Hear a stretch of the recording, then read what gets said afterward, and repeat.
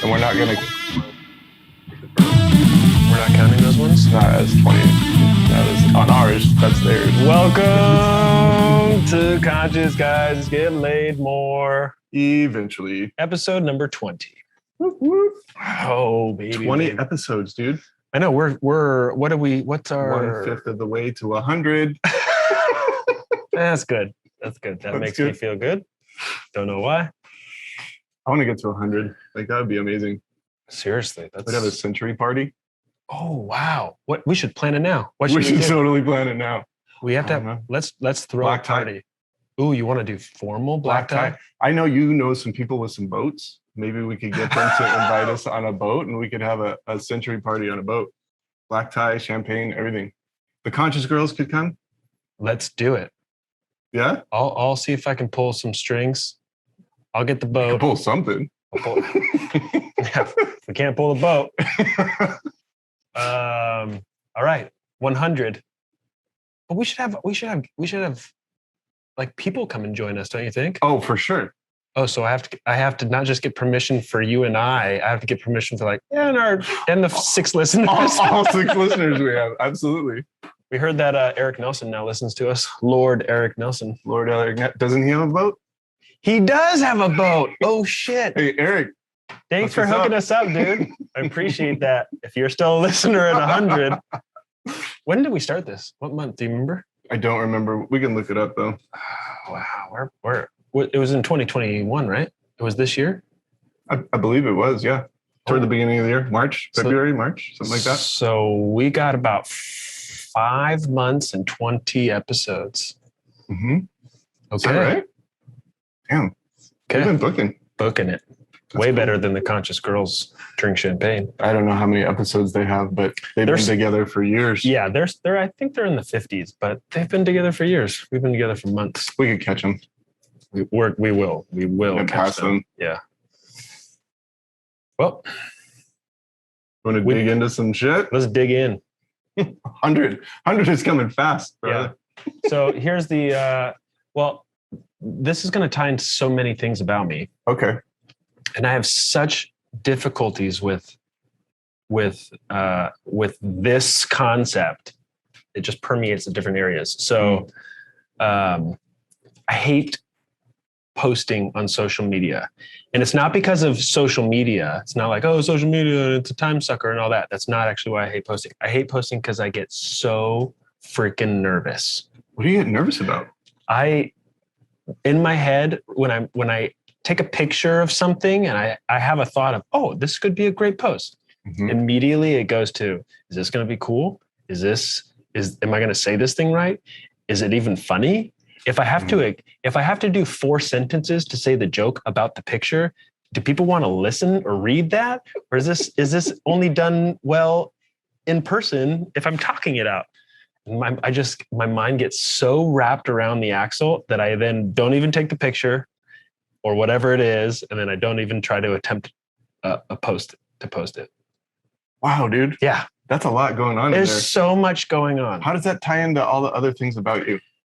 Because I pre-think all the disastrous conclusions about most everything. It could be as simple as, so we woke up this morning, Grace woke up and I went and grabbed her and we were playing just in her room for a little bit. And then we came over and I gave her to Cassie, who was still in bed, so that she could feed her because she eats right in the morning, right? Mm. And so most of the time I'll get up and go start making my breakfast and kind of get things situated in the house to prepare for Grace and everybody else to wake up and whatnot. And this time I just laid back down. Oh, wow. Yeah. And I'm not going to sleep there because Grace is a crazy active little baby. And especially when she is breastfeeding, she is standing and then sitting and then moving from left breast to right breast and then up and down and then turning around and talking and yelling and then going back and then eating. It's wild. Breakfast and a show. It's apparently a breakfast and a show. Okay. Yeah. And so it's not like I went back to bed. I just laid back down. And then we're there for a while because it obviously takes a long time in the morning for her to eat. When she's dancing in between whatever. She's doing a part play. And then I had the thought of many times I take her out and Winston out and I go on a hike and then Winston can go run around and whatnot. And I do that in the mornings. And this time I thought, nope, I'm not going to have enough time. I need to prep for our staff calls are on Tuesday. I need to prep for the staff call because Marcella's not here. And so I'm going to be leading it. So I just need to relook over the notes again. And oh my gosh, what else do I have for the day? No, I should probably get to that because I didn't do emails yesterday as much because we had a full staff training because the training on our new workshop coming up and And I just...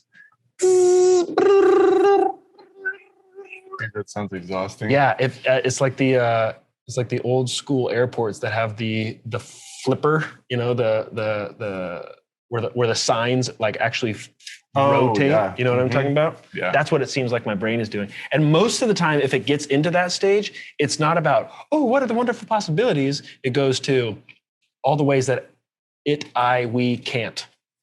Ooh. Right? Yeah. Hence, bringing me back to my postings. Right. I just sit there and think of all the ways that it can't. What does that do for you? What is the benefit of that?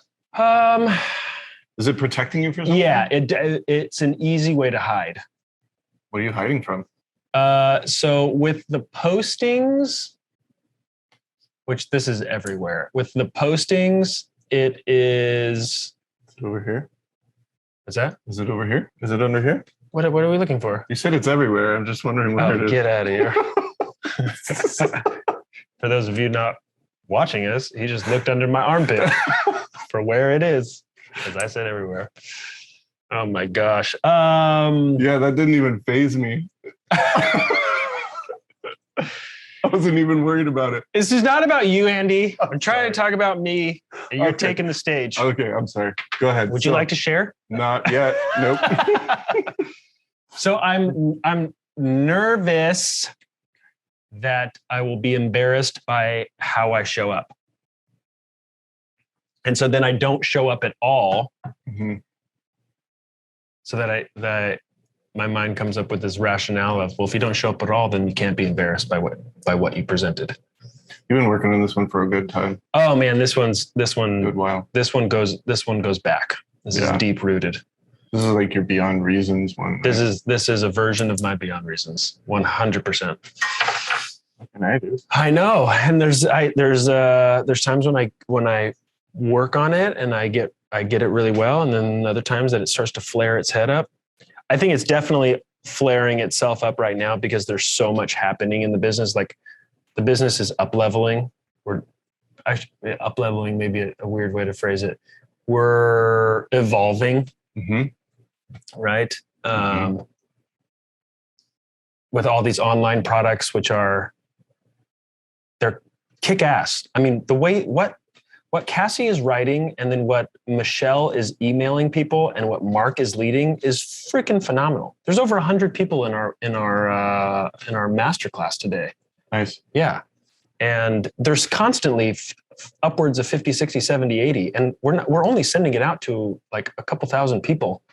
Yeah. And they keep coming back and keep doing it. And they love it. They freaking love it. So anyway, all these new things though, it's not chicken Parmesan. And let me explain what that means. Yeah. Tell me about chicken Parmesan.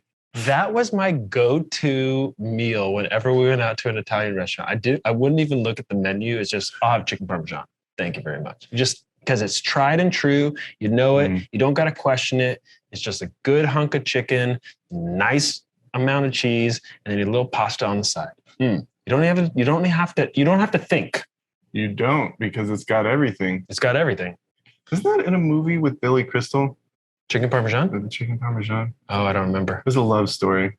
Anyway. When Harry Met Sally? No, it was a different one. But with the same chick, right? Because aren't they on the same? I don't know. It doesn't matter. I'm distracting. I apologize. Go ahead. Continue. So I really liked City Slickers. I don't know where this is going. That's a bad segue. Just a bad segue. So chicken Parmesan. So it's not chicken Parmesan. It's different. This is not chicken Parmesan. An evolution. This is an evolution. This like is eggplant Parmesan. Not even eggplant Parmesan. This isn't, we're not even doing Parmesan. What? I know. Oh That's my what God, it feels that's like. way too much It's like change. It's like I can't even tell you what kind of meal it is, but like, it's different, and it's making me tofu. Yeah, exactly. Tofu with marinara. Bah. Are you a tofu fan? No. Neither am I. No. Neither am I. I've really never found the consistency, whether you get the soft stuff or the hard stuff, or you fry it or whatever. It just doesn't really do it very much for me. Mm-mm. No, it's gross. But I really do appreciate that the vegans have really worked on their spicing, their spices, and their flavoring. Mm-hmm. Now there's a lot of stuff that's great. That's great. Cool. But about 5 years ago, no good. Mm-mm. Mm-mm. It's probably like our podcast. Those first handful of episodes, actually up until probably 18, was really shitty. Well, we know our audio quality sucks. I know. We've gotten so much good feedback from that. Thank you, people, for letting us know how shitty some of the things that we do are. It's really helpful. It would be nice to know something that's really great that you do love about us, because we do have fragile egos and apparently get embarrassed easily. Are you sweating yet? I'm starting to sweat. I was already sweating before because this freaking garage office is so hot. Anyway, we totally got off track. So let's come back. So I don't even remember where I ended off. It was not the evolution of the business. Oh, the evolution of the business, and all things are crazy and different. And then so you're already swimming in all of this change. All of this change, and then needing to also show up more, because it's not like show up the way that you've been for a while, since it's the same thing that's been going on for a while. This is a new thing. And so leaders need to show up more. So it's all this, the old default constructs are getting brought back to the surface, because we've your cool hand Luke. The cool hand Luke, the you have an aggressive one too. What'd you call that one? Did I? You like just squash shit, like shut people down. Yeah. That one's not showing up so much. It's actually that one's probably showing up just to Cassie, unfortunately. Oh fuck, dude. Yeah, that's what that aggression was. Okay. Yeah, that one shows up. That one shows up just to Cassie, unfortunately, in our personal life. I think I'm less. That'll get you laid for sure. No, that's where the eventually comes in. Definitely where the eventually comes in. Because I just become a curmudgeon. Everything is a no, is a negative Nancy. Like back to this morning, she was saying, I all the thought process, all the was going on in my head, and the only thing that came out was, I don't have enough time to go on a hike with Winston and Grace. And she said, so I'm off the bat saying no to nobody in particular besides me, but then I'm trying to suck her into my gravitational pull. And then she's like, oh yeah, you do. And my whole, everything, I don't even know how I found enough willpower to say, okay, I do. Because everything was, no, I don't. I'm gonna have to do this. You're just going to go back to sleep. I have to do all this work in the morning before I even want to wake up. Rah, rah, rah. My whole, I just grouchy son of a bitch. You don't know me. Yeah. And then on the first third of the walk, I'm listening to myself saying, she doesn't even come out. I even invited her out. This is so ridiculous. I do this all the time. She doesn't think this. She doesn't do this. I am doing this. Grace and I are having a great time. Just all this stupid stuff. And then I finally hear it. Yeah.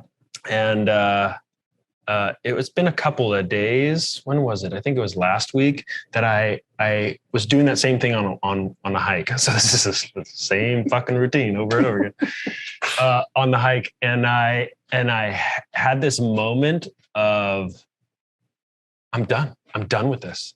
I'm done with this, and I need to cut this out. This needs to, this little upset, whiny, bitchy attitude. Just need to cut it. Dude. Yeah. How'd that work? It actually went really well. In that moment, I resolved,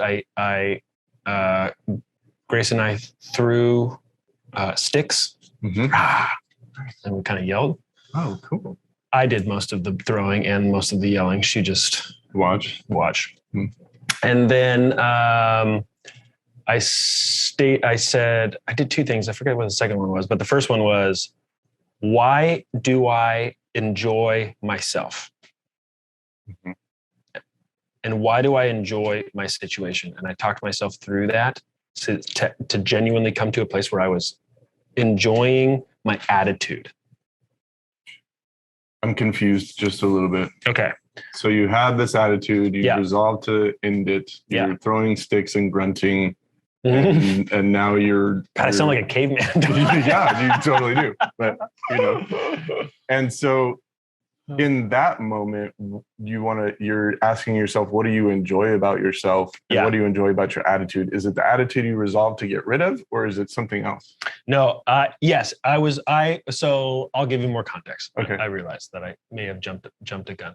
So I believe that in order to shift, sweat just dribbled down my back, dude. But it was your own that freaked you out. I didn't feel it until it like hit the crack. Oh my God. It's a little weird. So good. Go ahead. Sorry. I have a belief that in order to shift attitudes and beliefs, that there has to be an acknowledgement for the attitude that there is. Mm-hmm. I can't just be angry and then say, I'm going to be happy. And then I'm just happy. I think that it is a short-term fix at best that's mostly fake. Just managing over the top of something you don't want to deal with. Right? Yes. Yeah. It's like begrudgingly doing something, but there's no genuine desire behind to change, because the other one's still, it's kind of like you put a straitjacket on that old attitude, but it's still writhing and spitting and moving, but it's not, you just didn't allow it to come out of the room. Whereas the other one's like, everything's okay. Locked it away in Arkham Asylum. Yeah. Nice. Except for the fact that it doesn't get locked away. Yeah. As always, it gets out. All right. Got it. And so exactly. Thank you. Yeah. So I said, why do I appreciate this attitude that I have about bitching and moaning, or the attitude of bitching and moaning and whining and complaining and saying, it's a pretty advanced question, dude. Well, I'm a fucking advanced kind of guy. Wow. Is that something you like about yourself? I do. Nice. I've done a lot of work on myself. So once I did that, and I had to talk my way into it, because the first answers were quite trite. I had to throw sticks. Yeah. I had to get it. I had to release some of the energy going through me. Nice. So I had to, some of the first answers were pretty shallow and trite and like, oh yeah, of course you do, because of some stupid Hallmarks, concept. And then I eventually got to something that was meaningful. And for me, it was that I care about the quality of things. I care about the quality of my life and the quality of the communications and the quality of my relationships with Cassie and Grace and you and the business and my other employees and clients and my dad and my mom. Like I value the quality of it.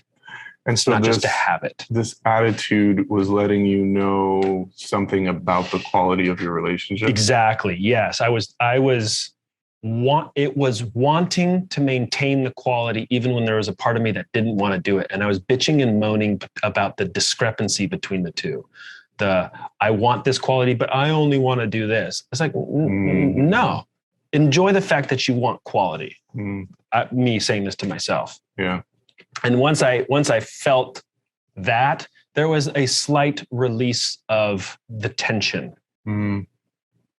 And with that, I then just got more present with Grace, and we started talking about the plants and the dirt and Winston running back and forth and whatnot.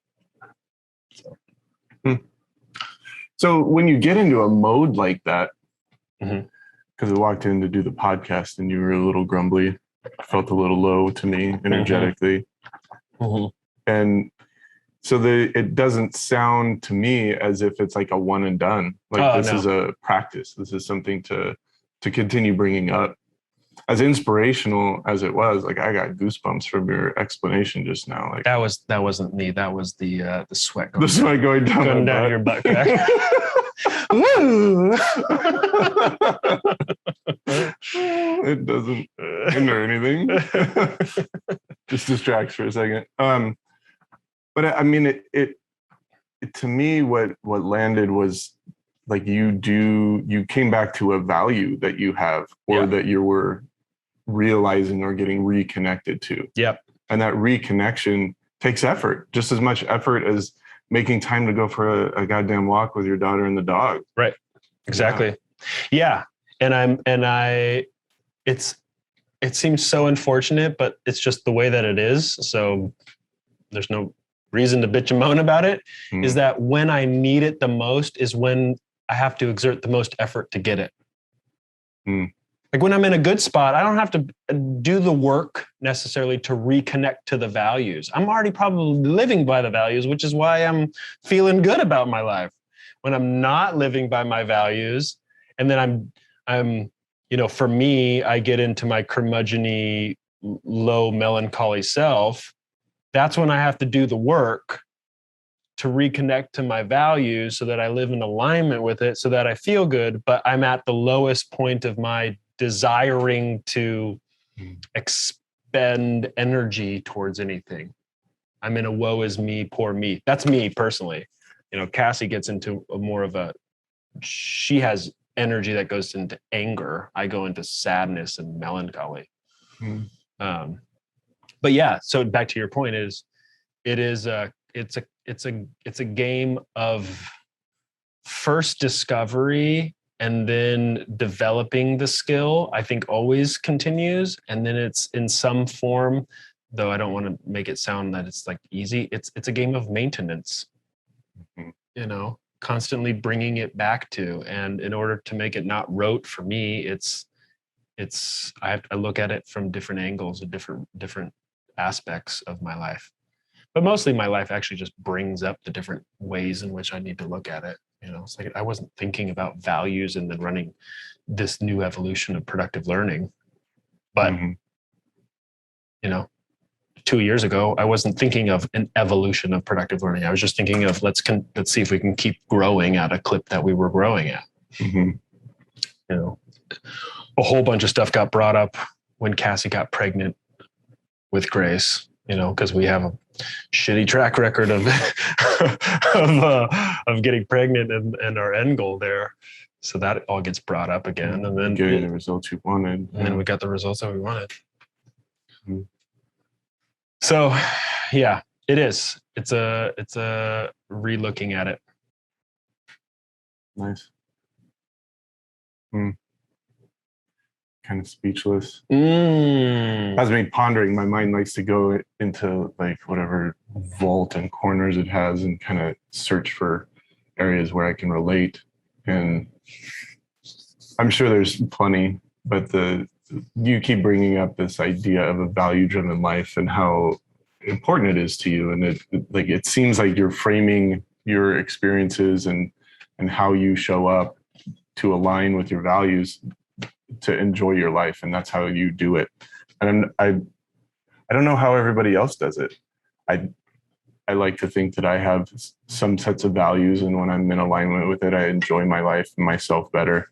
Where I've identified those, or what it is when I'm out of alignment with those, all that kind of stuff, it can be challenging. And being able to understand what it is I'm after, what I'm trying to create. I think I think the best of me shows up when I'm creating something with other people. Hey, the ladies are trying to sneak in. Oh, hey, ladies. What's up? Hi, Grace. Hi, baby girl. Oh, no. She does not like my stories. I trim my beard. That's what it is. She doesn't like me trimming my beard. I've never seen you so scared. Oh, what happened? Oh my gosh. Wow. Wow, what is you look at? She didn't like your shaved head, She dude. didn't like You me need more at all. stubble. Oh my goodness. Holy cow. That's wild. She doesn't get She was not scared. liking it. No, she got scared. That was a instant look at you, and all of a sudden, and she like turned boom. away and cried and everything. Boom. Oh my goodness. How does that make you feel? It makes me feel a little sad. Totally, doesn't it? It makes me feel a little sad. Like it's one of the things I work on in therapy is like this. People looking at you? No, yeah, but like being intimidating. Oh. People saying that I'm intimidating just because I'm a big guy. You are a big guy. And then the difference between them being intimidated and me being intimidating. And so this is just another example of how Grace is totally intimidated by me right now. And that doesn't make me feel good. Totally. I don't like people 100% being intimidated by me. Hi, Grace. Hi, sweetie. How are you? Hi. Do you want to come back and try again? Hi. You want to come over here? Did you get confused or something? I'm right here. You're just scared of me. She got scared. Hi. Everything's okay now? It's a little weird. A little You're not weird. sure? Your hair's super cute. This is Andy. Yeah. You remember Andy? You've seen him many times. What's up, little lady? Yeah. Those of you just listening, We've hung out. You let me hold you for a little while. Grace has entered our podcast domain. She has totally. She's taken over. You can't see her either, which is sad. Let's see. Can we see the girls? There we go. Hi. Hi, Grace. What's up, Gracie? She's totally unsure about. Yeah, I don't know about you. Look at that furrowed brow.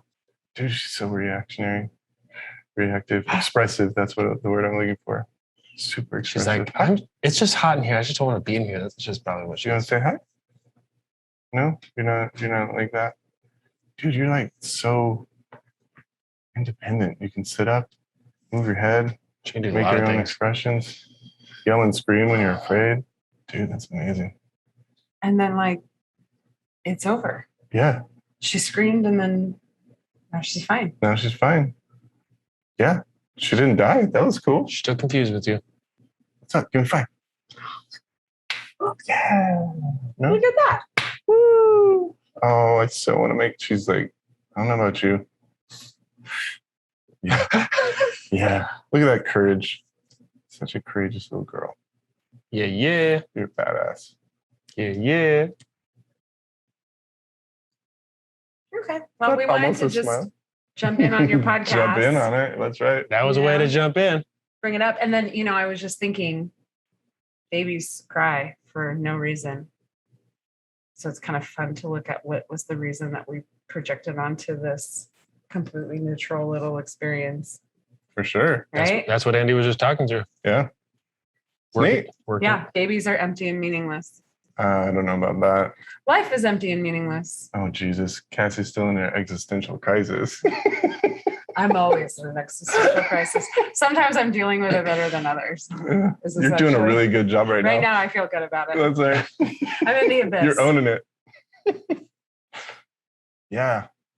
Yep. Owning it. Owning it. Owning it. Owning it. There's a little smile in there, I think. It's almost there. It's coming. Dad, All right. Well, hello. Podcast world. Podcast world. But what are we, do you guys, don't you have a thing? Still don't have names.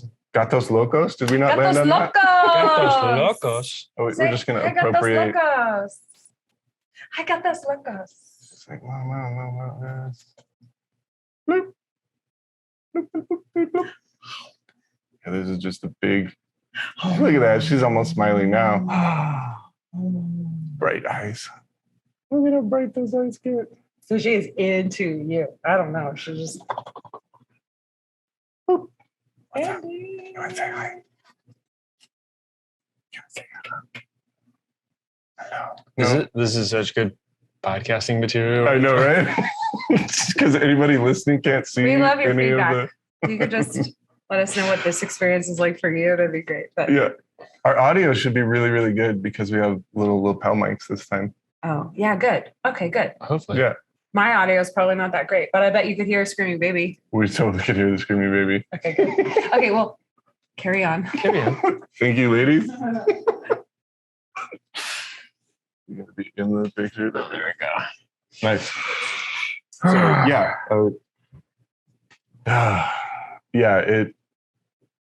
it hurts my soul when someone else is hurt and I have some influence over that or interaction with that. Yeah.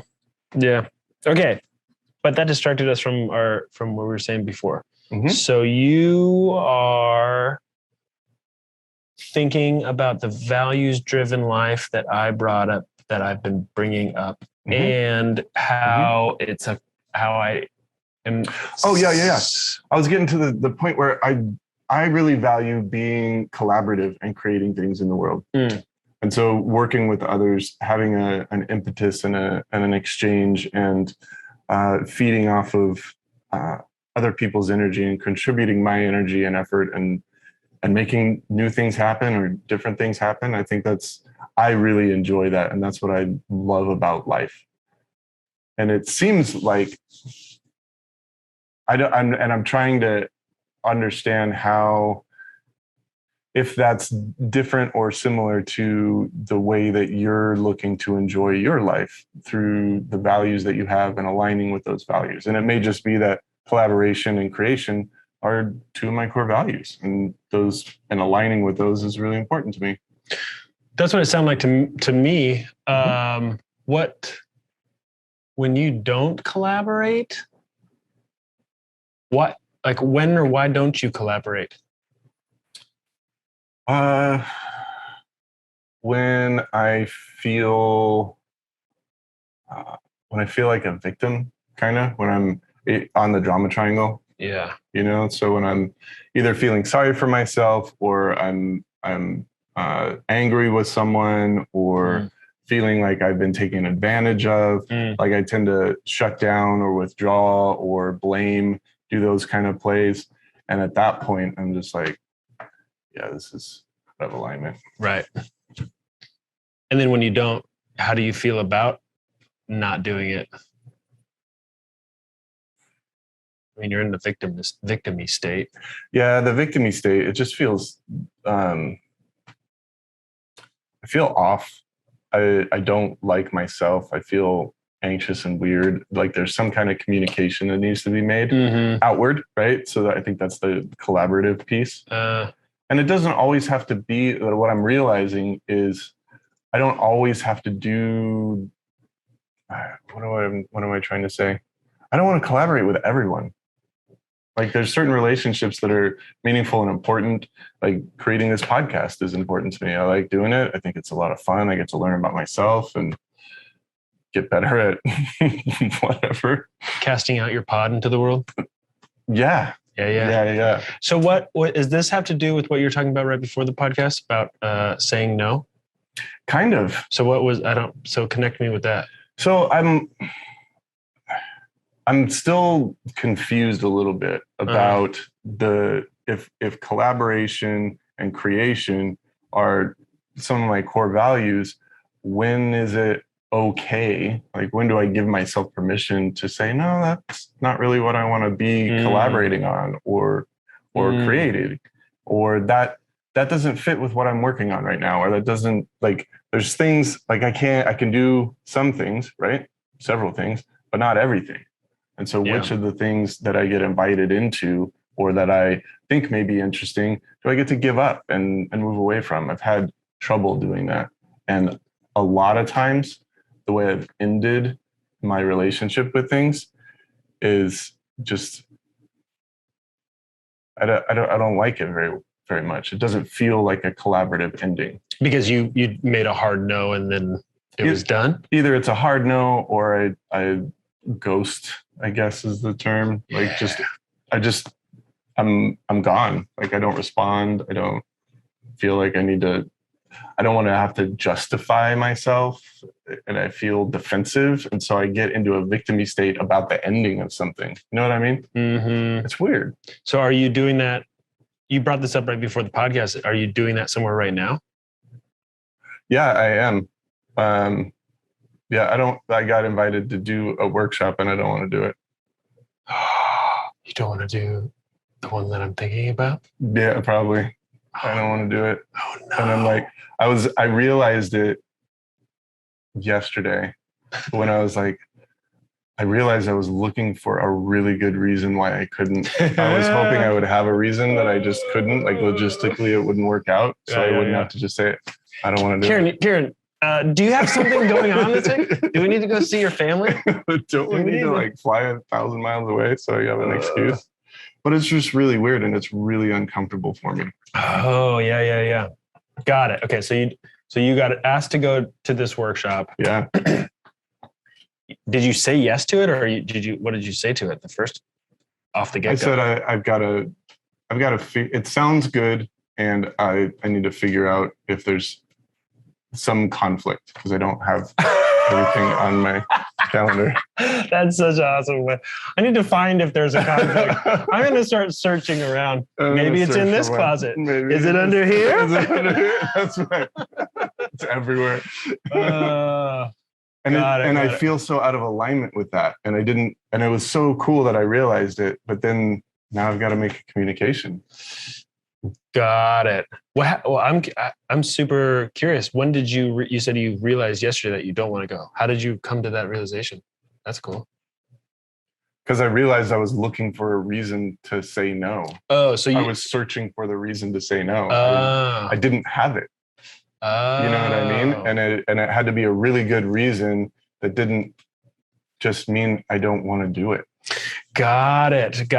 So then you were searching before, but I didn't realize you weren't aware of your searching. You were just going about it unconsciously, essentially, right? Kind of cruising on autopilot. Got it. And yesterday you had this moment of awareness of, oh my gosh, I'm looking around for something to fill that weekend up.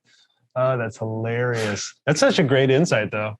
It is. And it's gonna change my world, I think, because if I can just be honest with myself and then can be honest with others, I think it's gonna be a life changer. Like I'm not gonna be searching for how to make this so much better and do this. If it's not a fit and not something that I'm wanting to do right now, then I can just say it. You take away, don't you take away a huge chunk of place to be a victim? Yeah. Like you can still be victim in other areas, in other ways. But Sure. if this is a trivial pursuit, we're pulling, the pie pieces, like this is at least one big chunk of the pie. It's a big fucking chunk of the pie. It's a big chunk of the pie. Yeah. That's awesome. So when are you going to go? What are you going to go tell Mark? Probably when we're done with the podcast. That's awesome. Did you know you were going to do that before this podcast, or did you kind of figure this out as we're talking? I almost called him before the podcast, but I didn't have enough time. I was already running late. Fantastic. So bringing it up here, it just seemed to fit because it's what's going on for me right now. 100%. Oh, that's great. And we're just two dudes talking about life and our values. So yeah. Throwing rocks and not calling people because we can't find a good enough excuse. That's so good. That's so good. We're just badasses. I mean, that's all there is to it. I have a feeling like you're going to get laid soon.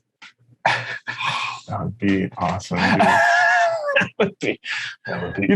We don't talk about sex a lot on the podcast, but I've always had this dream of being oh my gosh, I'm so excited. Really, really, really, really good at sex. What? Do you not think you are? No, I know I'm pretty good. I know I'm pretty good.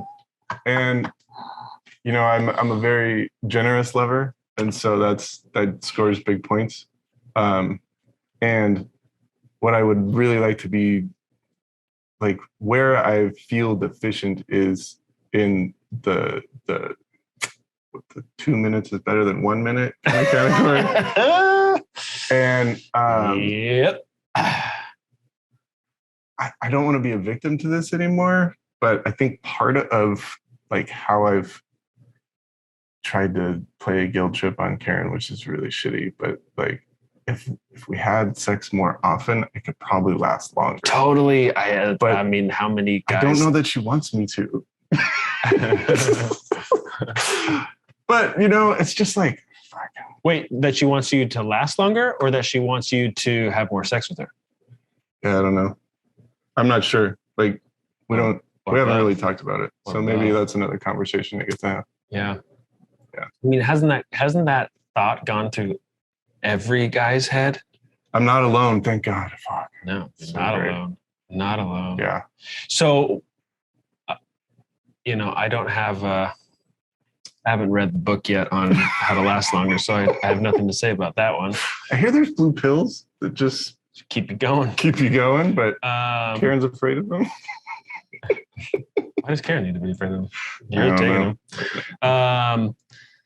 What was I going to say? Oh, but your victimization, right? That one's an interesting one because that one I experienced with Cassie, and it could be in regards to sex or in regards to anything else. But then if it gets brought into the bedroom, it is a huge fucking turnoff.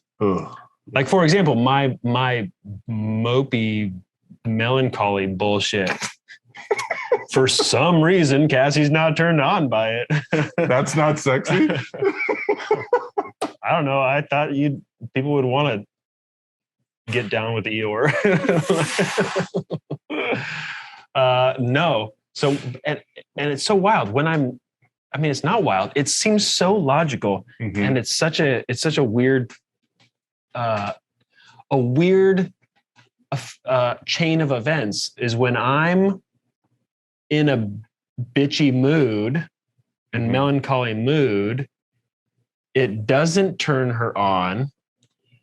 But then if I want to have sex, I become then needy because I'm in some bitchy mood. Yeah. And the neediness is a bigger turnoff for her. Ooh, so then she's pulling away and then I'm essentially chasing, but it's not like a fun, sexy chase. It's a weird victim-y chase. You know, right? That does sound gross. That sounds gross. It sounds lame. And I was relating because I have to assume you probably do your own dance version of that. Yeah, your own dance of that. But there's something in regards to like, I want to be better, but it's not it's not out of an inspiration. It's more out of because I'm bad. Yeah, desperation. Is that what it is? Yeah. And so then what's your chain of events? So you have this like desperation feeling to be a better sexual lover. Mm-hmm. And then so that how does that then play out with Karen? What's the play? What's the dynamic? What's the dance? I find myself waiting for her to getting more grumpy to be ready to have sex. And I'll just, drop hints or do whatever. And that worked for like the first 2 or 3 months of our relationship because everything was new. Because the honeymoon stage and everything works out. There's your shit don't stink in the honeymoon stage. So great. And yeah, there's this. It doesn't. She's like, no. And I'm like, okay, well, that's just great. And does she even kind of piled on to this feeling of desperation? Does she even notice the subtle hints?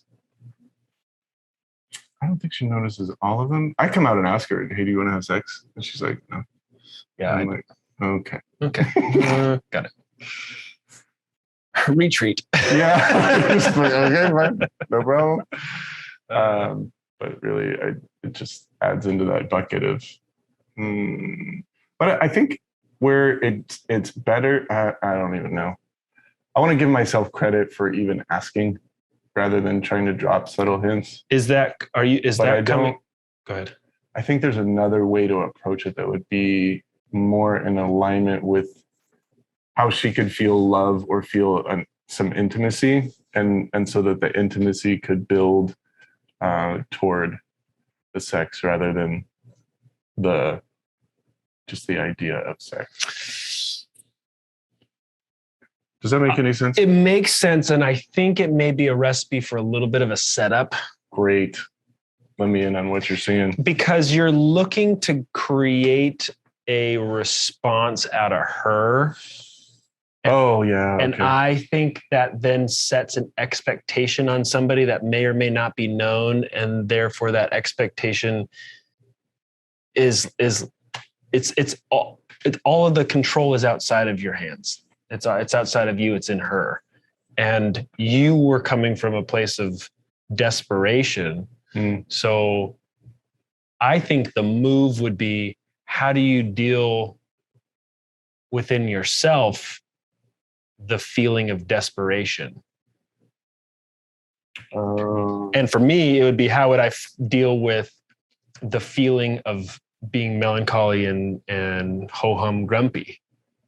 And if I got to a better place, right, okay, then I'm freaking attractive to myself, and I think that betters the odds of Cassie being attracted to me, or you. So that doesn't have the expectation tied to it.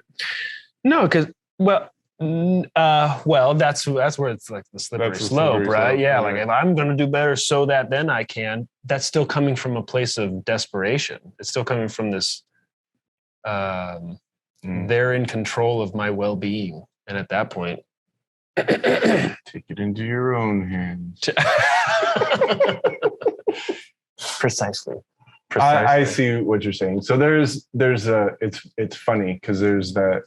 If I go to my go to the value of collaboration, then there's this invitation into creating something together, right? And that doesn't have to be or end in sex. But there's something that if I have the expectation of sex at the end of whatever I'm contributing, right, without,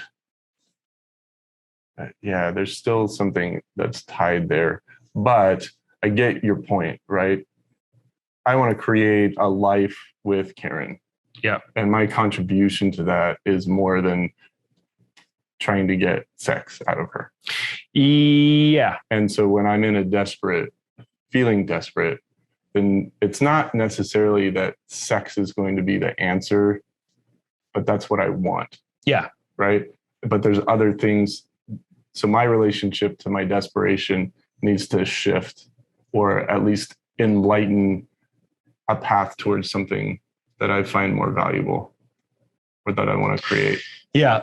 So immediate example was Cassie and I last night. So okay, for the month of August, we're not watching TV or movies or anything. And then I'm also not looking through social media. I may post something or do something quick for productive learning or conscious guys, but I'm not scrolling, me personally. Cassie was doing that, and then she got over that. so now she's scrolling. But either way, we're not watching any movies or TV. And so there's some portion of our evenings, we're looking for other things to do, right? Which is pretty wild because it's amazing how that time, our TV and movie watching time, when we took that away, got filled up with something immediately. Oh, wow. Pretty crazy, but that's a different topic. Okay. So we got this book. I think somebody gave it to us like on our, for our wedding maybe. And it was like a couple's book. Like you get to go through it. Each page is a different task or thing to talk about or thing to plan for or thing to write out of each other. Some of them are fun and cutesy. Some of them are like bigger things to actually think out. And the one that we went through last night was their version of a couple's mission statement. And we're going through. So we started at 8:45 p.m., which is way late for me. Yeah. To be in a thinking mode. So anyway, we started that, but I was game. I wanted to play. And so we're in bed and she's writing it out and asking questions and we're talking about it back and forth and she's writing it out. And it got to be 9:25 or something. And then we were kind of just both laying, she was sitting up and I was laying on my back. We weren't really cuddling at all. And then I realized that, and we've been doing that for 35, 40 minutes. And so then I moved over and I kind of put my head on her shoulder as she's still writing. And she laughed, kind of like laughed to herself. And I said, "What's up?" And she said, "I know what this means." Oh. And I said, "Oh, what does it mean?" She said, "You're getting tired. You looked at the clock. You're getting tired. You're wanting to have sex. And so you're making your move now because you think that it's going to take me a long time to want to get into the mood. And so this is your first move." And why this is relating to what you're saying is I actually felt very clean with the whole thing. I wasn't in a melancholy or victim-y kind of state. Mhm. And I said, you're not wrong, but let me tell you how I was actually thinking about it. I want to have sex with you all the time. I think you are beautiful. I think you are gorgeous. It's one of the only things that only you and I share, which is super cool. It makes me feel like I'm in a secret and it's only with you. And I love it. And it's wonderful. And it feels phenomenal. Mhm. Let me just tell you that. The second thing is, I did realize it was late. I was getting kind of tired, and this pulled me in to still stay engaged. And I wanted to cuddle with you as we're going through this couples thing. Mhm. So your idea of he wants to have sex with me is not wrong, but I wasn't making this, if I do this and then I do this, then I do this, then I get the gate, the keys to the kingdom idea. It was just no, I'm just going to do this because this is what I want to stay engaged in. So that's my long-winded story about in regards to what your thing is. If you're doing it, and then the end goal is that I will then eventually get laid, it still comes with this expectation on the other person and this mentality of victimhood from the get-go. The victimhood being they hold the keys to my happiness. Right. And if that is the case, then you are a victim to the world or them or whomever it is. Mine, because I was in a good mood last night, I'm not saying I do this all the time, but I felt, like I said, I felt clean with it, was, no, I definitely want to have sex with you. And I also just want to cuddle because I want to cuddle. Yeah. They don't have to be.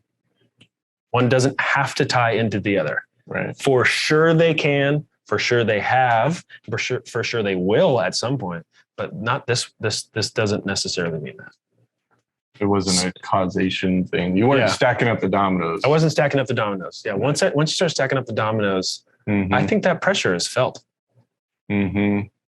It's expressed in some ways with the tone or the glances that I have with Cassie. Mm-hmm. She feels it. And then that spins her off. That gets her, for Cassie, that puts her in her head. And if she's in her head, she is not having sex. If she's in her body, because that kind of sexual feeling is 99% somatic for her. It's physical. It's not she doesn't think sex. Whereas sometimes I can look at something and be turned on by the thought of it and the thinking of it. And so I'm just a little bit, that's where we're a little bit different. Mm-hmm. It's also very physical. Yeah. Yeah. Nice. So yeah, and what I was one more thing on that was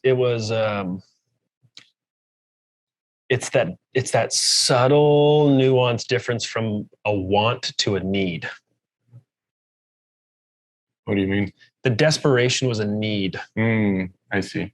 Mm-hmm. The want to have sex, I'm assuming you're probably similar to me. Like you want to have sex whenever she would want to have sex. Whenever, And that want is malleable and able to be played with and doesn't have pressure. It's like, I want to go play a game. So the desperation was a feeling that I don't want to experience. And the sex was the need to have me not experience it. Right. Yeah. Right. Got it. That makes sense. Yep. Okay. Dude, this was an amazing conversation. We should talk about sex more often. Let's do it. This podcast kind of labeled after it. Well, we wanted an attention grabber. We just aren't grabbing a whole lot of attention yet. Hey, we're up to like 6 people. 6 amazing people, by the way. 6 amazing. The OG. That's right. The OGs. Are we calling them Gatos Locos? Is that the? I don't know what we're gonna call them, but maybe. I hope somebody emails you. That'd be cool. Andy at Productive Learning. I'll check my spam. Tell us what we should call all you listeners. Tell us.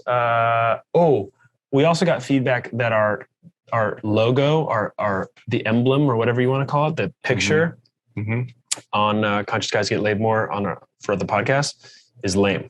It doesn't represent us well. So I got that, but I don't exactly know what to turn it into. So you can email Andy at Productive Learning to give us some suggestions for what we should do. Sure. That'd be great. Yeah. Like, we're just two dudes talking about life. You like listening to us, and we love that you do. And yeah, anything you think that would make us better, more attractive, more, sexy. That'd be awesome. All right, all you got those locos that are wonderful human beings that are getting laid in your life.